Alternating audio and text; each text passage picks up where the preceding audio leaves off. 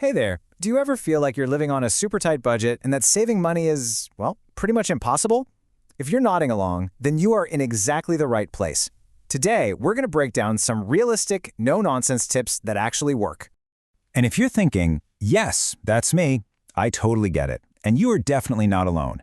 That feeling of just having nothing left at the end of the month, it is so common. But I promise you, saving money on a low income isn't some kind of magic trick. It's all about strategy.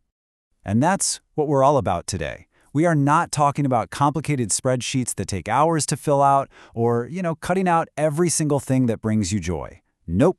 This is about simple, small, and really powerful habits that build on each other over time. So before we dive into the how-to, we've got to tackle the most important piece of the puzzle. Seriously, this is the step that makes everything else even possible. It all starts with a simple but really powerful shift in how you think about saving. This slide just nails it, right? We have to reframe this whole thing. Saving is not a punishment. It's not about what you're giving up. It's about what you're gaining. You're not losing money. You're building a safety net. You're creating real momentum. And you're celebrating those small but awesome wins along the way. And this is the mantra you've got to remember. Honestly, it doesn't matter if you can only save $5. Starting with $5 and just doing it consistently is way better than waiting for some magical day when you think you can save $100 perfectly. It's all about building the habit. Okay, so with that new mindset locked in, let's get practical. I want you to think of these next 7 strategies as your new financial toolkit. You don't have to use all of them at once. The goal is just to find 1, maybe 2 that feel totally doable for you right now. So, we've got 7 of them. Let's walk through these simple, powerful tips that you can start using today to build that savings muscle. All right, first up, strategy number 1, the $5 to $10 rule. It is as simple as it sounds. Just commit to saving a tiny, super manageable amount each week. It's so small you'll barely even notice it's gone, but here's the magic. It proves to your brain that you can save. And this number right here, this is why that tiny habit is such a big deal. That $10 a week, that becomes over $500 in a year. That could be a car repair. It could be a surprise medical bill. That's a real safety net, built from what felt like basically nothing. Now, strategy number 2 builds on that idea of consistency, but it makes it totally effortless. Pay yourself first. The second your paycheck hits your account, you have an automatic transfer set up to move a small amount, maybe it's that $10, straight into a separate savings account. This is brilliant because it takes willpower completely out of the equation. The money is gone before you can even think about spending it.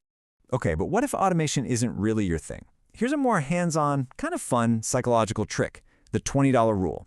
It's simple. Every single time you get a $20 bill, you don't spend it. You just set it aside, put it in a jar, an envelope, whatever. You would be absolutely shocked how quickly those add up.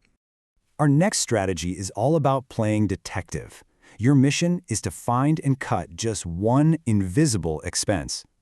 What's that? It's those small, recurring charges that just fly under the radar every month. You don't even think about them, but they can add up to some serious savings. Things like that daily coffee run. Or maybe it's that streaming service you signed up for and totally forgot about.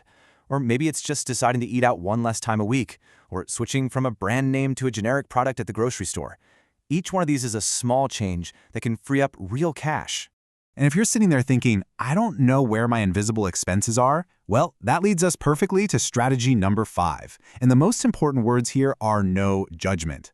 For just 2 weeks, all you're going to do is watch where your money goes. Don't change a thing, just observe. That awareness alone is going to show you exactly where the little leaks are. Strategy number 6 brings us back to automation, but in a super clever way. A lot of banking apps have a roundup feature. It's so cool. You buy something for, say, $3.50, and the app will automatically round it up to $4 and stick that extra 50 cents right into your savings. It's like having a digital change jar that just fills itself up without you doing a thing. And finally, our last strategy tackles the other side of the equation. Sometimes the easiest way to save a little more is to make a little more. Now hold on, this does not mean you have to go get a whole second job. We're talking about small, manageable ways to bring in a little extra cash. I mean, take a look around your house. Could you sell a few things online that you're not using anymore? Or maybe do a one-off side gig like pet sitting or helping a neighbor with yard work. We're not talking about starting a new career here. Even an extra $50 or $100 a month, if you dedicate all of it to savings, can be a total game changer.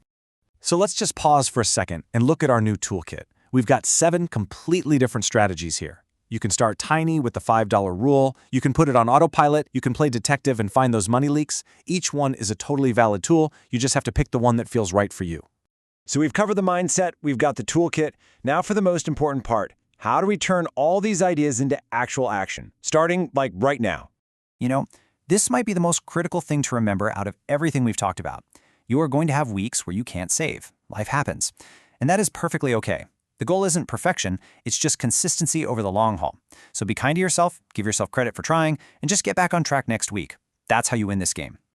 And please, please celebrate your wins. Don't wait until you have thousands of dollars saved up. That very first $100 you managed to put away, that is a massive achievement. It is proof that your small, consistent habits are working. It is a huge victory, and you should treat it like one. So I'm going to leave you with this one question.